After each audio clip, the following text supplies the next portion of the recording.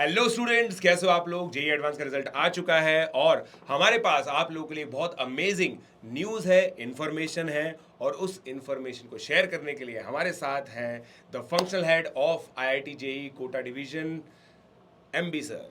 Sir, क्या वो news है? और मैं सर आपको एक वो चीज़ बताता हूँ जिस वजह से इस न्यूज़ और इस इन्फॉर्मेशन का रेलेवेंस बहुत ज़्यादा बढ़ जाता है। वो ये कि बहुत सारे ऐसे स्टूडेंट्स हैं जिन्होंने जेई मेन क्वालिफाई किया, एडवांस में अपना बेस्ट दिया, but they couldn't get the rank which they deserve, which they wanted. उन बच्चों के लिए सर क्या गाइडेंस है?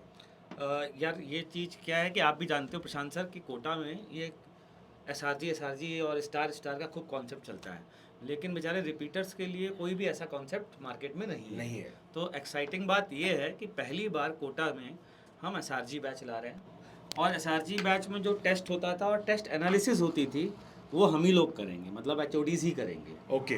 तो तो सर मतलब जो एचओडीज है, SPS sir, VKT sir, MB sir, इन तीनों की गाइडेंस में ये बैच चलेगा। बिल्कुल, मतलब सिलेबस तो होगा ही होगा, साइमल्टेनियसली हर हफ्ते टेस्ट होगा, उसका डिस्कशन एचओडी ही कराएंगे। ओह, दिस इज परफेक्ट। तो ताकि डिस्कशन में ये पता चल जाए कि क्या क्या मतलब पैच होल हैं, क्या क्या दिक्कतें हैं। लेकिन हाँ, इसमें थोड़ा रेस्ट्रिक्शन है कि जो टेस्ट है ना वो हम सबका नहीं लेंगे, वो उस क्लास के उन बच्चों का लेंगे जो अच्छे परफॉर्मेंस देंगे। सबसे पहली बार आप कैसे कहोगे सर आपने कैसे पहचाना कौन अच्छा हाँ। परफॉर्मेंस?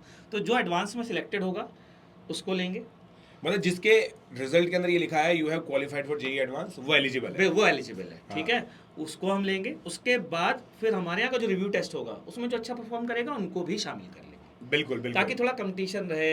एक वो रहे कि यार मुझे इस बैच में, बैच क्या मतलब मुझे एच से अपने टेस्ट को डिस्कशन करना है, इस तरीके की फीलिंग रहे।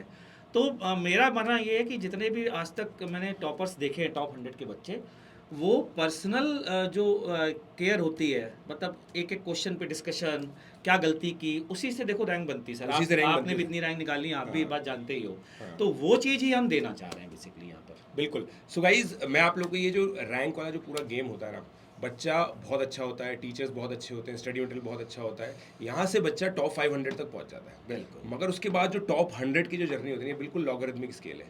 बहुत ज़्यादा अमाउंट ऑफ इनपुट पे हाँ। बहुत छोटा अमाउंट ऑफ आउटपुट इम्प्रूव होता है। Perfect. तो मेरे हिसाब से ये जो चीज़ सर ने बताई है कि at the end of the day जो क्लास टेस्ट होंगे, रिव्यू टेस्ट होंगे, वीकली टेस्ट होंगे, उसमें हर एक क्वेश्चन के अंदर आप क्या गलती कर रहे हो उसका जो माइक्रो एनालिसिस है ना, वो बहुत ज़्यादा इंपॉर्टेंट हो जाता है। And sir I think it is a proven system, right sir? हाँ, प्रूवन है बिल्कुल। मतलब इतने जो कोटा का जो पूरा सिस्टम है, इतने हाँ। रैंकर्स प्रोड्यूस कर रहे हैं, मेरे हिसाब से इस बार भी पूरे इंडिया में किसी सिंगल सिटी से जो मैक्सिमम सिलेक्शन है वो शायद कोटा से ही है। बिल्कुल बिल्कुल, कोटा से ही है, और उसका रीज़न ही यही है। जो मतलब आप इंटरव्यू भी देखते हैं अगर बच्चों का, ये लोग जो भी बच्चों ने मेरे साथ इंटरव्यू दिया टॉप 100 ने, तो सबका यही मानना है कि यार ये क्लास टेस्ट और एनालिसिस जो पर्सनली आपने हमारे साथ की थी, बेसिकली उसी का फ़ायदा मिला है। तो इस कारण से मेरे ख्याल से ये प्रूवन सिस्टम तो है ही। बिल्कुल, this is a proven system guys. और इनफैक्ट इस बार का जो वैलिडेशन, अगर मैं इस बार की बात करूँ, जो हमारा जो सिस्टम था, सो शिवांशु, ध्रुव, ये दो पर्टिकुलरली ऐसे स्टूडेंट्स हैं जो टॉप 50 के अंदर हैं।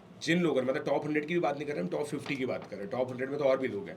टॉप 50 में ये दो स्टूडेंट्स हैं जिन्होंने इन रिव्यू टेस्ट को प्रॉपरली दिया एंड अपने इंटरव्यूज़ में भी ये बात कही कि जो क्लास टेस्ट के माइक्रो एनालिसिस थे, they really help us in seeing, in diversifying the problems that we see.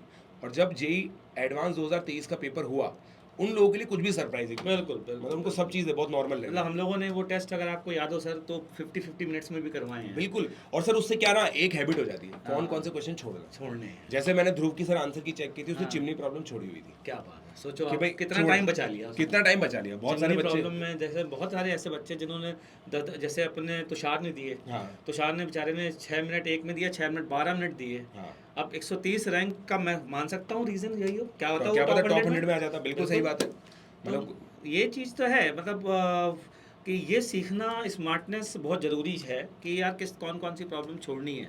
और मैं बताऊं, तुषार ने फिर भी जल्दी छोड़ दिया। मेरे पास तो ऐसे ऐसे एग्जाम्पल हैं हाँ।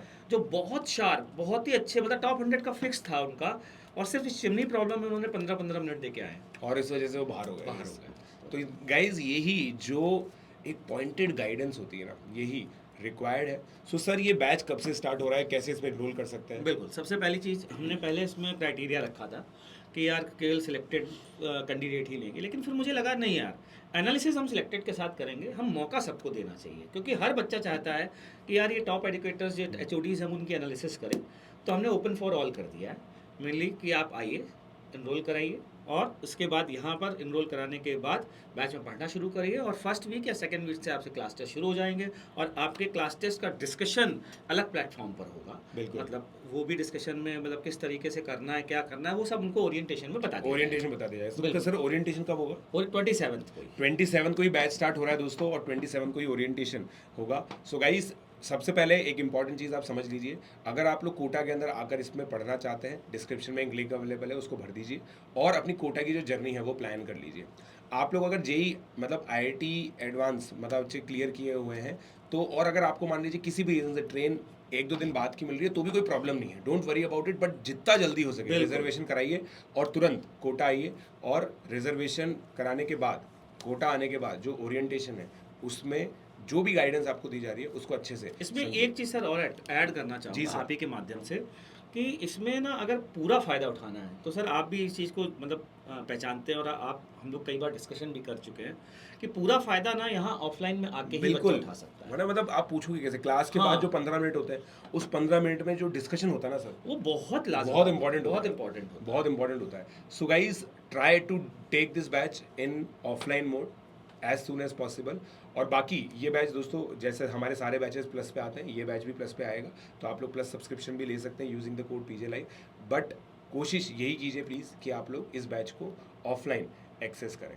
तो सर एक लास्ट जो चीज़ है जो मैं बच्चों की तरफ से आपसे पूछना चाहूँगा कि अगर बच्चा इस बैच को रिलीजियसली फॉलो करे तो क्या उसके टॉप रैंक पॉसिबल है जेई के अंदर? बिल्कुल पॉसिबल है। मतलब मैं खुलेआम ये बात कह रहा हूँ कि अगर वो रिलीजियसली फॉलो करता है, एक भी टेस्ट मिस नहीं करता है, हमारे डिस्कशन में हमारी बात सुनता है, तो मतलब गारंटी टाइप की है कि वो अच्छी रैंक लाके ही रहेगा और बहुत इम्प्रूवमेंट आएगा। मतलब मैं ये इससे बिल्कुल। ज़्यादा क्या कह सकता हूँ। बिल्कुल सही guys. So the batch is validated by the man himself, MB sir.